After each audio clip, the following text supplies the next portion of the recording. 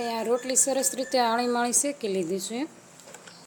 જય શ્રી કૃષ્ણ, જય માતાજી. કેમ છો? બધા મજામાં થશો. અને આજે આપણે બનાવવાનું છે 3 થી 4 રોટલીમાંથી પૂરા ઘર માટે જમવાનું. તો ચાલો બનાવવાની શરૂઆત કરી દઈએ. તો આજે આપણે બનાવવાની છે દાળ ઢોકળી. અને દાળ ઢોકળીનું આપણે પરફેક્ટ માપ લેવાનું છે. તો પરફેક્ટ માપ આપણે કઈ રીતે જોઈશું કે આપણે 4 વ્યક્તિ માટે દાળ ઢોકળી બનાવવાની હોય ને, તો આપણે 4 મુઠ્ઠી તુવેરની દાળ લેવાની છે. તો આ 2 મુઠ્ઠી, 3, તો મેં અહીંયા 4 મુઠ્ઠી તુવેરની દાળ લીધી છે. જો તમારે મગની મોગર દાળામાં ઉમેરવી હોય તો તે ઉમેરી શકો છો, પણ મેં નથી ઉમેરી. તો આપણે આ દાળને સરસ રીતે સાફ કરી લેવાની છે. પણ દાળમાં તો આપણે કંઈ છે નહીં, એટલે આ દાળને આપણે ગરમ પાણીમાં પલાળી દઈશું. તો આપણે પાણી ગરમ થઈ ગયું છે, તો તેમાં આપણે આ દાળ ઉમેરી દઈશું.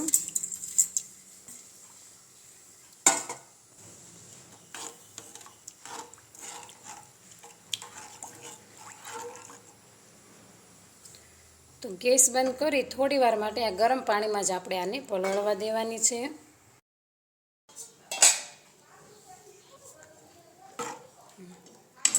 આપણે સરસ એવી તુરની દાળ પલળી ગઈ છે, તો તેને આપણે ધોઈ લઈશું.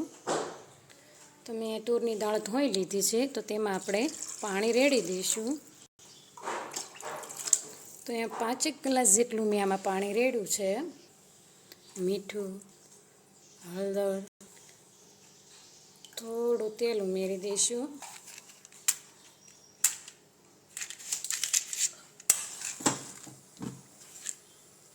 તો ગેસ ચાલુ કરી આપણે થોડું ઢાંકણ ખુલ્લું રાખી અને આપણે આ તુવેરની દાળને ધીમા ગેસે ચડવા દઈશું. જો તમને અમારો આ વિડીયો પસંદ આવે તો લાઈક, શેર અને સબસ્ક્રાઈબ કરવાનું ભૂલતા નહીં. મોટું બાઉલ લઈ લીધું છે, તેમાં આપણે 2 કપ જેટલો ઘઉંનો લોટ લેવાનો છે. તો મેં અહીંયા 2 કપ ઘઉંનો લોટ લઈ લીધો છે. અને જો તમારે અડધો કપ જેટલો આમાં ચણાનો લોટ ઉમેરવો હોય તો તે પણ તમે ઉમેરી શકો છો. તેમાં આપણે 1 ચમચી હળદર, સ્વાદ પ્રમાણે મીઠું અને થોડા અજમા લઈશું આપણે, અને તેને હાથથી મસળી અને અજમા પણ ઉમેરી દઈશું. અને 1 ચમચી જેટલું તેલ ઉમેરવાનું છે. અને આ બધું આપણે સરસ રીતે મિક્સ કરી લેવાનું છે. પણ ચપટી જેટલું લાલ મરચું ઉમેરવાનું છે. તમારે મરચું ન ઉમેરવું હોય તો તે તમે સ્કીપ કરી શકો છો. આ બધું સરસ રીતે આપણે મિક્સ કરી લઈશું. તો આપણે મોણ સરસ રીતે લાગી ગયું છે, તો તેમાં આપણે થોડું થોડું પાણી ઉમેરતા જઈશું અને સરસ રીતે આપણે લોટ બાંધી લઈશું. સરસ એવો લોટ બંધાઈ ગયો છે. એકદમ ઢીલો પણ નથી બાંધવાનો અને કઠણ પણ નથી બાંધવાનો. તો અડધી ચમચી જેટલું તેલ ઉમેરી આ લોટને આપણે સરસ રીતે તેલવાળો કરી લઈશું. તો લોટ આપણે સરસ રીતે તેલવાળો થઈ ગયો છે, તો તેને આપણે 10 થી 15 મિનિટ ઢાંકીને રહેવા દેવાનો છે. આપણી આ દાળ સરસ રીતે બફાઈ ગઈ છે.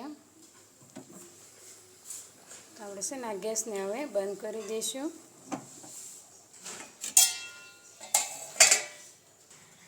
તો આપણે 10 થી 15 મિનિટ આ લોટને થઈ ગઈ છે. સરસ રીતે આપણે મસળી લઈશું ફરીથી. અને આપણે આમાંથી મીડિયમ સાઇઝના લુવા કરશું.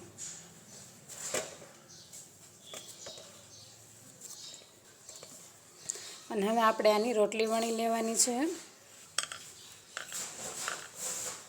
તો મેં અહીંયા 1 લુવો લઈ લીધો છે.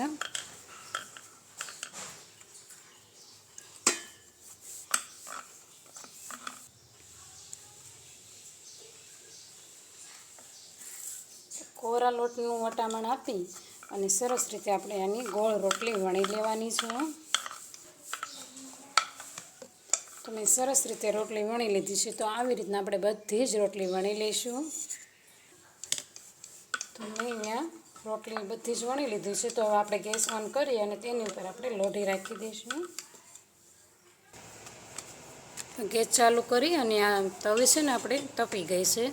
તો આપણે આળી માળી આ રોટલીને શેકી લેવાની છે. બસ આપણે આટલી જ ચડવા દેવાની છે, વધારે નહીં. તો આપણે જો આવી આળી માળી રોટલી બધી જ શેકી લેવાની છે. તો મેં અહીંયા બધી જ રોટલી આળી માળી શેકી લીધી છે. આપણે આ લોઢી હટાવી દઈશું.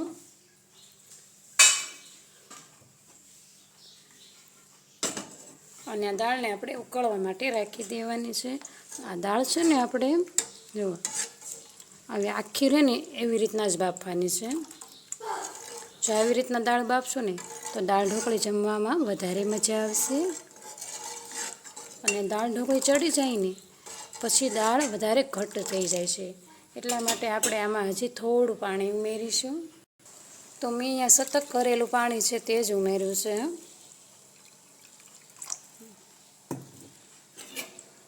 તમે જોઈ શકો છો આપણે આ દાળ અત્યારે કેટલી પતલી લાગી છે. અને દાળ ઢોકળી બનીને તૈયાર થાય ને ત્યારે તમે જોઈજો કે કઈ રીતના રિઝલ્ટ આવે છે.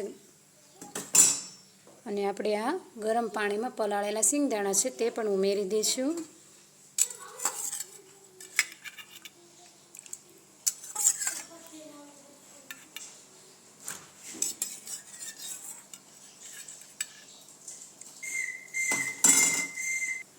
ટમેટાં નાખી દઈશું. તો આપણે દાળ બાફતી વખતે મીઠું નાખ્યું હતું, એટલા માટે આપણે અત્યારે થોડું જ મીઠું નાખીશું. અને તમે ઈચ્છો તો અલગથી વઘાર કરી તેવી રીતે પણ ટમેટાં ઉમેરી શકો છો.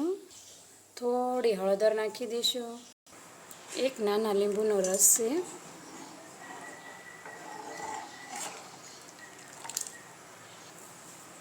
અને ખટાશને બેલેન્સ કરવા માટે આપણે ગોળ ઉમેર્યો છે. અને બધું સરસ રીતે મિક્સ થાય ને ત્યાં સુધીમાં આપણે રોટલીના ટુકડા કરી લઈએ. તો આપણે આ રોટલી સરસ રીતે આળી માળી શેકી લીધી છે. તો આ રોટલીના આપણે ટુકડા કરી લેવાના છે. તમે તમારી ઈચ્છા અનુસાર આને કાપી શકો છો.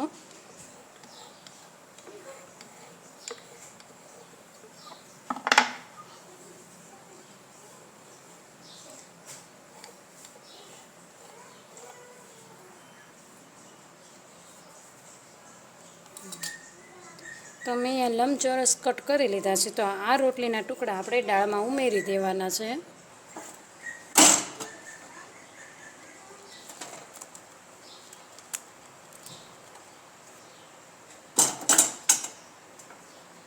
તો આવી જ રીતના આપણે આ બધા જ ટુકડા ઉમેરી દેવાના છે. અને આ બધા જ રોટલીના ટુકડા દાળમાં નાખી દીધા છે. અને આપણે આને ધીમા ઓલે જ ઉકળવા દેવાની છે જ્યાં સુધી રોટલી પાકી ન જાય. તો તમે આ રોટલીના ટુકડા જોઈ શકો છો કેવા ઉપર આવી ગયા છે. તો રોટલીના ટુકડા જ્યારે દાળમાં ચડી જાય ને ત્યારે આવી રીતના ઉપર આવી જાય. તમારે ત્યારે માની લેવું કે આપણી આ દાળ ઢોકળીની રોટલી ચડી ગઈ છે. તો હવે આપણે તેમાં વઘાર નાખી દઈશું. તો મેં અહીંયા ગેસ ચાલુ કરી અને વઘારિયામાં તેલ ગરમ થવા રાખી દીધું છે. આ તેલને આપણે ગરમ થવા દઈશું. તો તેલ આપણે ગરમ થઈ ગયું છે. તો તેમાં આપણે રાઈ નાખી દઈશું. અને આ રાઈને આપણે સરસ રીતે ફૂટવા દઈશું.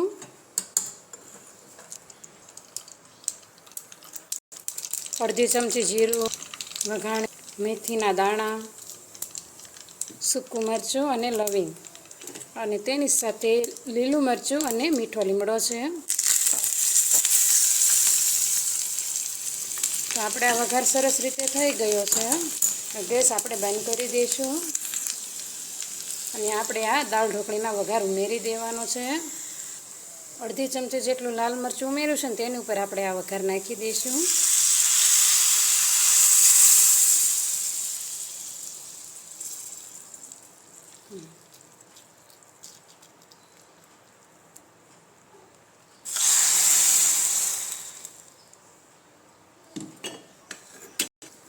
અને આ વઘારને આપણે સરસ રીતે મિક્સ કરી લઈશું.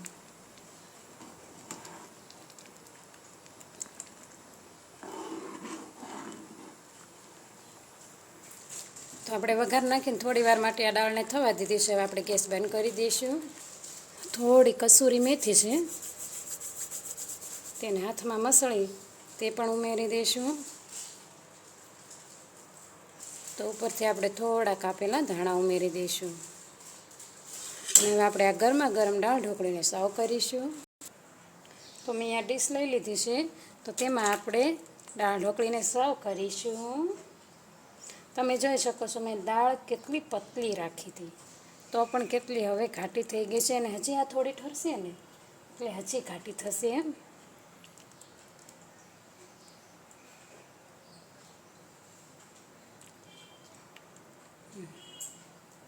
ખૂબ જ ટેસ્ટી એવી આપણે આ દાળ ઢોકળી તૈયાર છે.